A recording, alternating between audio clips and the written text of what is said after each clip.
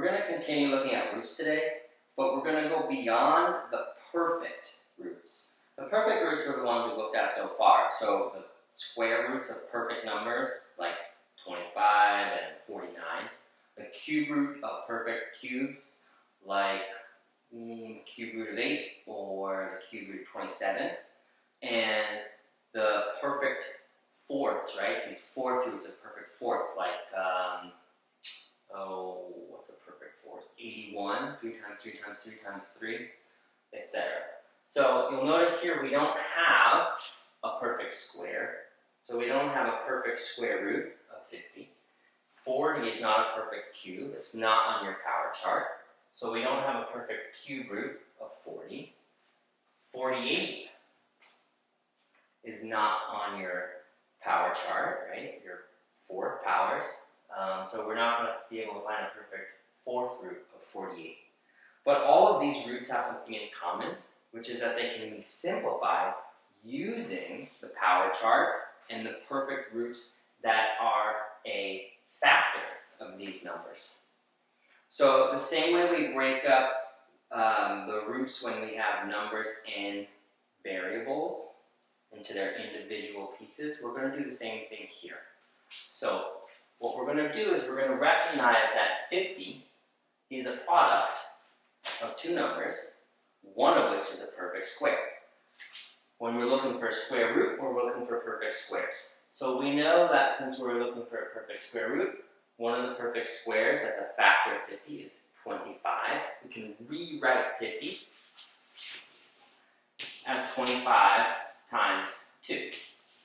Notice how they have the same value here. This is the square root of 50, and this is the square root of 25 times 2, which is the square root of 50.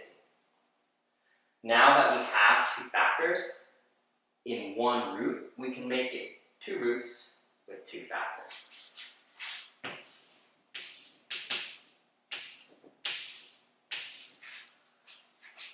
Now, the reason why we can't take this perfect root of 50 is because 50 is not a perfect square. That's related to this over here. The square root of 2, we can plug it into your calculator, like this,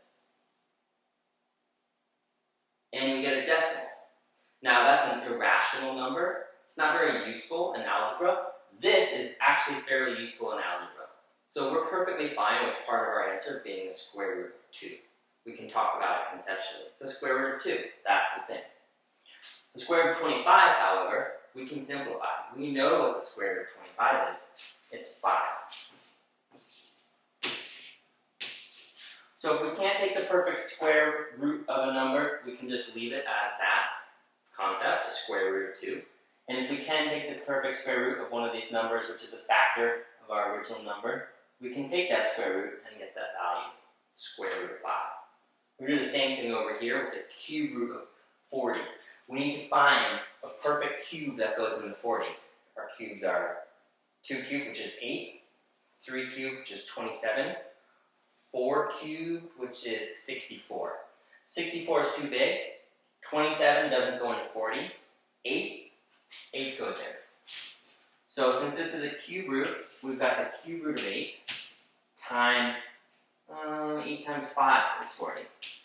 And since we have two factors that multiply up to 40, they're in the cube root, we can have the cube root of 8 times the cube root of 5. And we know that we can evaluate the cube root of 8, that's just 2. And we know we can't evaluate the cube root of 5, so that comes along for the ride. The cube root of 40 simplifies down to 2 times the cube root of 5. Like, this concept doesn't really necessarily have to make perfect sense here. What is 2 times the cube root of 5? But being able to go through this process and simplify this allows us to create better math as we go forward. Let's look at the fourth root. What's nice about fourth roots is that they get so big so quick, you can really have a concept here of what goes in here. 2 cubed, 2, 4, 8, 16. That might go into this. 3 cubed, 3, 9, 27, 81. There's no way 81 goes into 48. So the only possible perfect fourth that goes into 48 is 16. So we didn't have to look very far. And it turns out that 16 times 3 is 48. So we can break it up. 4th root of 16, 4th root of 3. Again, I'm not going to evaluate this. It's an irrational value. I'm just going to leave it as it is. But we are going to evaluate the 4th root of 16. That's just 2. So I want to give that concept a little bit more energy right now, which is that this number here, cube root of 5, yeah, we can plug it in and find a decimal value that's rounded off because it's an irrational number and those decimals go on forever. Or we can just present it as the cube root of 5. This is the number you multiply by itself 3 times to get 5, but the cube root of 5 is good enough. The 4th root of 3, the number you multiply by itself 4 times to get 3, some decimal, but the 4th root of 3 is good enough for this solution here. So really, the process we're doing is figuring out what factor of your number in the radical is a perfect square or cube or 4th power. Okay, use your power chart for that.